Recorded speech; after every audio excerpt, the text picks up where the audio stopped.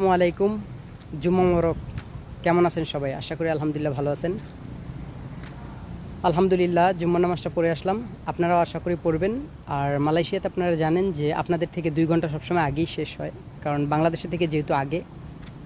আর সবথেকে বড় কথা হচ্ছে যে আল্লাহ তাআলা যে আপনার ভাগ্যে যে এই জুম্মার নামাজটাও রেখেছেন, এর জন্যই আপনার শুকরিয়া আদায় করা দরকার। আর আমাদের দেশে অনেক মানুষ দেখবেন সবসময় তাদের হাতে সময় থাকলেও নামাজ পড়ে না। তারা হয়তোবা এটা মনে করে যে তারা এই পৃথিবীতে সারা জীবন থাকবে বা চিরন্তর, তারা কখনো মরবে না, অমর এরকম। যাই হোক, যদি মানুষ এটা ভাবতো যে আমি যখন মারা যাব আল্লাহ তাআলার কাছে জবাবদিহি করতে হবে, বা আল্লাহ তাআলার কাছে জবাব দিতে হবে যে আমি পৃথিবীতে থেকে কি করেছি, তাহলে মানুষ হয়তোবা ভালো কিছু একটা করতো বা ইবাদত করত। অনেক মানুষ এটা ভাবে না বা এটা করেও না। তাদের চিন্তাধারাটা কি সেটা তো আর আমি জানি না। যাই হোক, আপনারা যারা বসে থাকবেন, আমি বলি যে আপনারা নামাজ পড়বেন ভাই।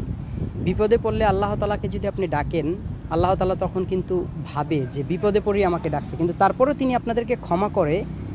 কিন্তু আপনি যদি ভালো থাকা অবস্থায় ডাকেন তাহলে আপনার জন্য ভালো, কারণ আল্লাহ তাআলা বুঝবে যে না, আপনি যখন সুস্থ ছিলেন, আপনার যখন সব কিছু ছিল, তারপর আপনি তাকে ভুলেন নাই, তাকে ডাকছেন। ভালো থাকবেন সবাই। আবার জুম্মা মোবারক। আসসালামু আলাইকুম রহমতুল্লাহ।